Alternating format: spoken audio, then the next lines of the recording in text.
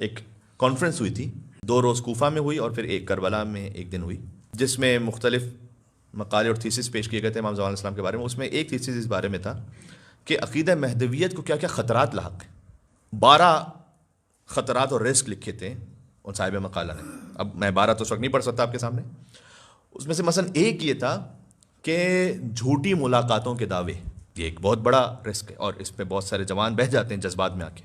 تب بعض جگہوں پر ایران اور عراق میں اس طرح سے بھی کہ ایک مسلح خالی بچھا ہوا ہے اور کچھ خواتین پیچھے کھڑی ہو گئیں، تو آپ نماز جماعت پڑھنی، کس کے بھی جماعت پڑھنی، کہ امام زمان علیہ السلام کھڑے ہوئے یہاں پر، اور باقاعدہ پھر انہوں نے زری بنا دی اس کے اطراف میں کہ امام زمان علیہ السلام جماعت پڑھاتے ہیں یہاں پر۔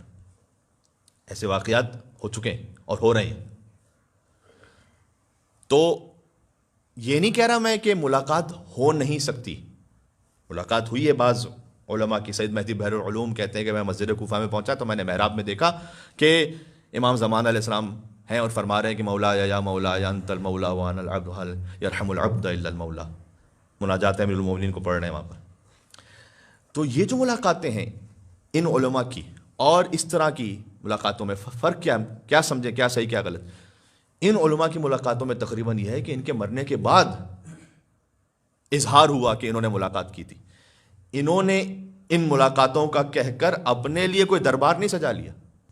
یہ بہت امپورٹنٹ ہے کہ اپنی پیری مریدی کا سلسلہ شروع ہو گیا، اپنی ایک دکان کھول لی،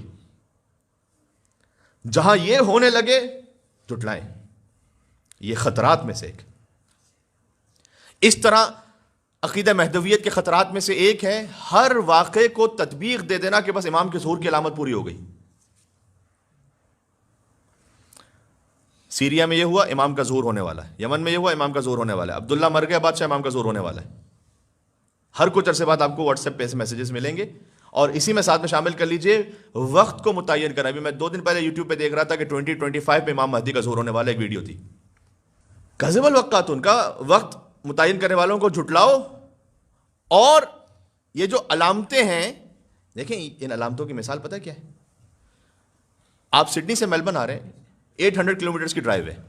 آپ ابھی 100 کلومیٹر سے آگے بڑھے کہ ایک بورڈ آیا کہ میلبرن 700 کلومیٹرز اوے، مثال کے طور پر۔ تو اس بورڈ کو دیکھ کر آپ نے کہیں گے او بھائی یہ تو بورڈ آ گیا، علامت پوری ہو گئی، امام آنے والے۔ یہ 700 کلومیٹر پہلے والی علامت ہے۔ امام کے ظہور کی علامتوں میں سے ایک بتلایا گیا ہے کہ بنی عباس کا ڈاؤن فال ہو جائے گا۔ بنی عباس تو 7 سینچریز پہلے ختم ہو گئے۔ ایک سیاہ پرچم والا لشکر نکلے گا خراسان سے، وہ بھی 700 سال پہلے ہو گیا۔ کچھ علامتیں وہ ہیں کہ by the course of time یہ ہوتی رہیں گی، ضروری نہیں ہے کہ اس کے اگلے دن امام کا ظہور ہونا ہے۔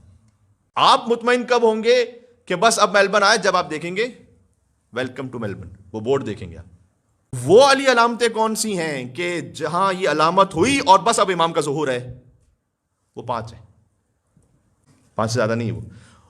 وہ ساری جو علامتیں آپ سنتے ہیں کہ نوجوانوں کا اخلاق بگڑ جائے گا، خواتین حجاب کو چھوڑ دیں گی، زینت کرنے لگیں گی، مسجدوں کی کیفیت یہ ہوگی، لوگ شراب کو شربت کے نام پہ حلال کریں گے، لوگ سود کو نفع کے نام پر حلال کریں گے، لوگ رشوت کو تحفے کے نام پر حلال کریں گے۔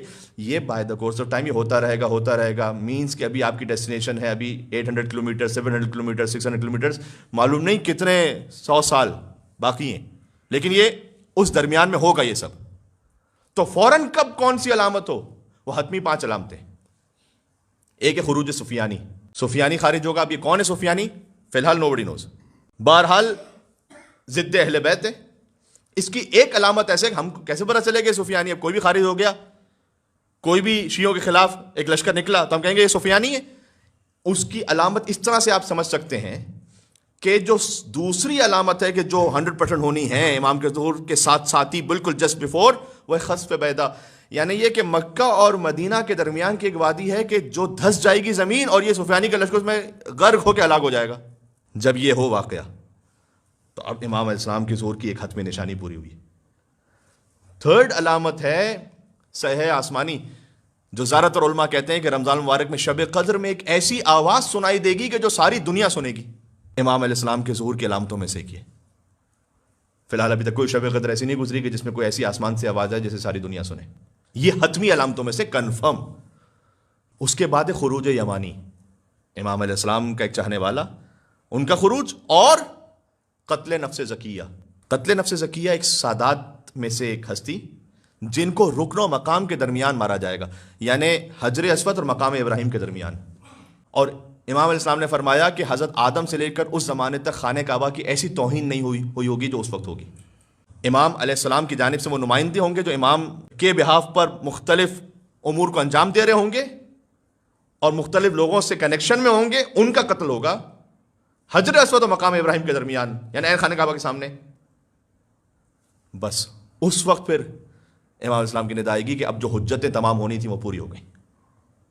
اب ایک شریف النفس سید کا قتل ہوا خانہ کعبہ کے سامنے، اب امام علیہ السلام پھر ظاہر ہوں گے. تو یہ 5 علامتیں وہ ہیں کہ جو کنفرم اور حتمی. تو اگر آپ ہر قسم کی علامت کو امام علیہ السلام کے ظہور پہ فٹ کرتے رہیں گے کہ بس اب یہ ہو گیا ہے لیبنن میں، یہ ہو گیا سیریا میں، یہ ہو گیا پاکستان میں، یہ ہو گیا وہاں پر، اس کا مطلب یہ کہ امام کا یہ خدمت نہیں کرے عقیدہ مہدویت کی.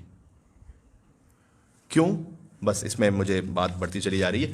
کیوں نہیں ہم خدمت کریں عقیدہ مہدویت کی؟ اس لیے کہ آج جو ہم کہہ رہے ہیں نا یوٹیوب پہ ریکارڈ ہو رہا ہے، تو آج سے 20-25 سال پہلے اگر کوئی یہ کہنا شروع کر چکا ہو ہر قسم کی علامت کو دیکھ کر، اور اگر آج میں یہ کہہ رہا ہوں اور فرض کیجئے کہ میرے کہنے کے 100 سال بعد 200 سال بعد کوئی اس ویڈیو کو سامنے لے آئے اور لا کر یہ کہے، یا جوان بار بار جو ہمارے سن رہے ہیں یہ نسلاً بعد نسلیں سنتے رہیں بولنے والوں کو، خطبہ کو، علماء کو، اور پتہ چلا 10 نسلیں گزر گئیں اور ہر ایک نے سنا اب یہ اس علامت کے بعد ہونے والا ہے ظہور، بہت قریب ہے، بہت قریب ہے، آخری زمانہ آ گیا، بس امام کا ظہور قریب ہے.